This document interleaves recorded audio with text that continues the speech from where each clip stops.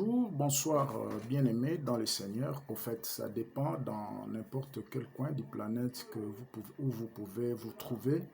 Moi, c'est votre frère évangéliste Paul Wango, pasteur principal du centre missionnaire La Main de l'Éternel.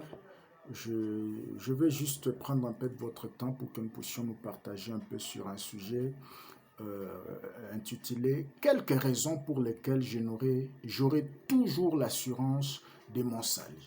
J'aurai toujours l'assurance de mon salut.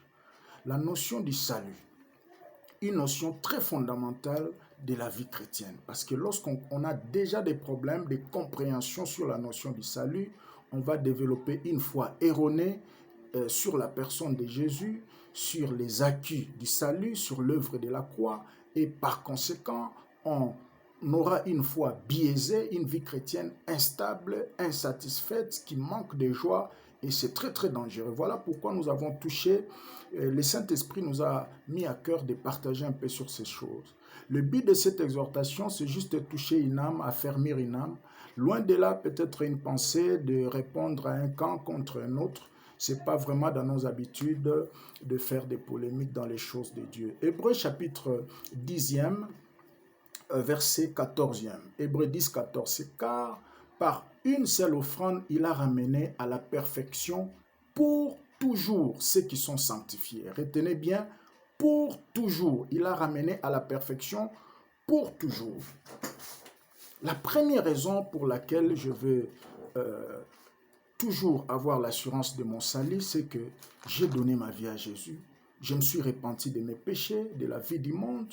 Et désormais, le Saint-Esprit répand dans mon cœur, comme Romains 5 le mentionne, l'amour de Dieu et l'amour pour Dieu. L'amour de Dieu, ça reproduit en moi la nature de Dieu, mais l'amour pour Dieu me pousse désormais à servir Dieu, à se sacrifier pour son nom, à partager l'évangile à d'autres personnes. Comme le psalmiste disait, l'amour de ta maison me dévore, voyez-vous.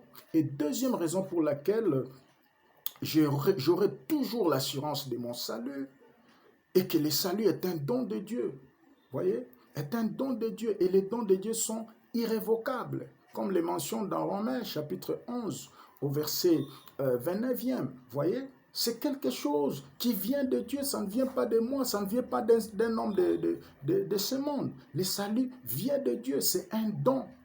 Et la Bible dit, nous sommes sauvés par la grâce, au moyen de la foi, en Jésus-Christ. Et cela, c'est un don de Dieu, ne vient pas de nous. Selon Ephésiens 2e, verset 8e et le verset 9e. Les saluts sont en fait quelque chose conçu par Dieu, accompli par Jésus et finalement réalisé par le Saint-Esprit. Vous pouvez voir cela dans Luc chapitre 2 à partir du verset 68. La Bible mentionne Dieu a visité son peuple, il a suscité un puissant sauveur, comme il a annoncé auparavant par des prophètes. Donc Dieu a jugé bon dans son amour infini de me choisir comme son fils. Peu importe les témoignages des hommes, peu importe les témoignages de mon entourage, mais Dieu m'a choisi, un point c'est tout. Et je reste rassurant qu'il m'a sauvé. Ce n'est pas parce que je mérite quelque chose. Lui-même dit, je connais mes brebis et mes brebis me connaissent. Il a choisi dans son élection, dans sa divinité, de faire de moi membre de sa famille. Et j'en suis fier.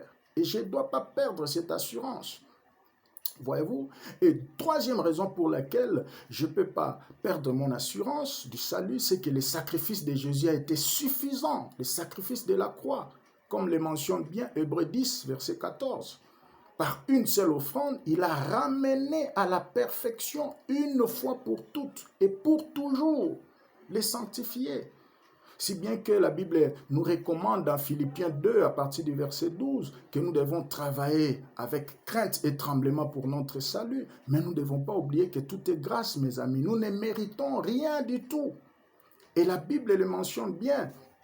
Dans 1 Corinthiens 1, verset 8, alors que l'apôtre était à Éphèse, un groupe de gens coordonnés par Stéphanas, c'était des jeunes leaders qu'il a laissés dans l'église de Corinthe là-bas, ils sont venus le voir avec un cahier de charges pour lui poser quelques problèmes qui s'est passé à l'église. En tant que des jeunes leaders, ça les surpassait un peu, notamment les problèmes liés à l'assurance du salut. Et c'est l'apôtre qui va les répondre dans 1 Corinthiens 1, 8, il dit « Le Dieu qui vous a sauvé par Jésus-Christ vous affermira jusqu'à la fin pour que vous soyez irréprochables au jour de notre Seigneur Jésus-Christ. Donc vous comprenez par là que le salut est entretenu par Dieu lui-même. Ça, c'est la haute sagesse de Dieu, ça dépasse l'intelligence humaine. Voyez-vous, le salut est entretenu par Dieu lui-même. Comme là, il m'envoie pour vous partager un peu cette vidéo. Ça complète un peu ce que vous avez et ça vous rassure davantage. C'est aussi un moyen pour Dieu d'entretenir votre salut. Vous voyez, et il ne vous abandonnera pas parce qu'il dit, il a commencé cette œuvre, l'achèvera aussi. C'est un Dieu fidèle. Vous voyez, et quatrième raison pour laquelle je ne peux pas perdre mon assurance du salut, c'est parce que j'ai le sceau du Saint-Esprit. La Bible dit dans Ephésiens 1, verset 13 à 14, depuis que vous avez cru à l'évangile, vous avez été scellés du sceau. Vous voyez, vous avez cru, vous avez été scellés. C'est au passé composé avec mon petit français que j'ai appris à l'école. Le passé composé exprime une action initiée et accomplie dans le passé. Vous voyez, ce n'est pas que nous sommes scellés, non, nous avons été, c'est dans le passé. Et ce verset s'inscrit dans un contexte historique merveilleux, très merveilleux. Parce qu'à l'époque, là, lors de la marché des esclaves, il se faisait quelque chose.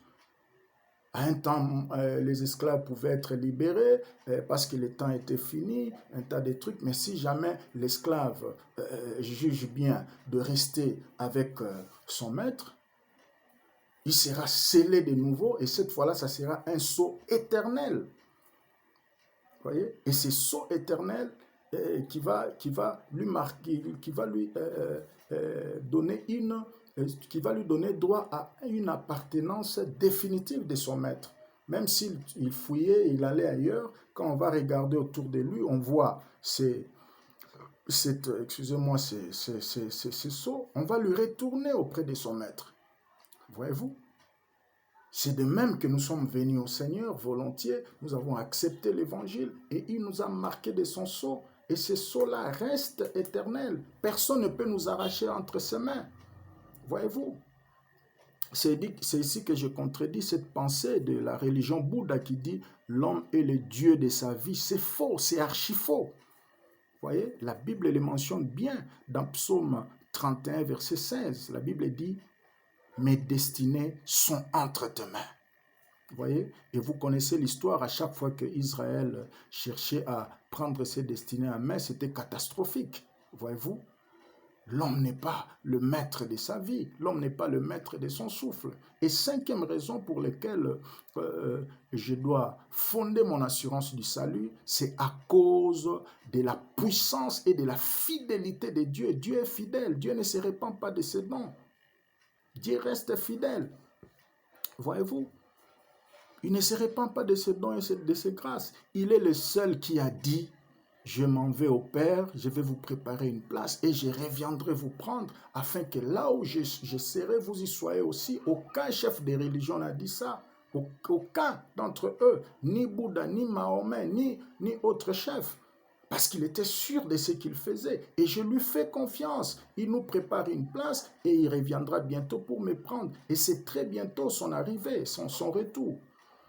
Et Jean va finir pour dire dans Jean chapitre 1, dans 1 Jean 1, verset 14, 1 Jean 1, 14, il dit, je vous ai écrit ces choses afin que vous sachiez, vous preniez conscience que vous avez la vie éternelle, vous qui croyez au nom du Fils de Dieu. Vous avez la vie éternelle. Alors, bien-aimés dans le Seigneur, manquer l'assurance du salut, c'est très dangereux. Parce que le diable peut profiter derrière vos doutes pour vous dérailler de la voie du Seigneur. Et pourtant, le Seigneur revient bientôt. Tu dois prendre conscience de cela. Tu as été sauvé. Et par la grâce, ce n'est pas à tes propres efforts. Dieu a résolu dans sa souveraineté, dans sa divinité, de faire de toi son fils, sa fille. Et tu dois en être fier. Et que personne ne te fasse perdre cette assurance, même pas les circonstances du temps présent. Restez ferme. Travaillez pour votre salut, vous êtes sauvés, même si jamais vous mourrez aujourd'hui, vous irez au ciel, parce que votre nom est inscrit dans le livre des vies et personne ne peut changer cela. Que Dieu vous bénisse, à très bientôt.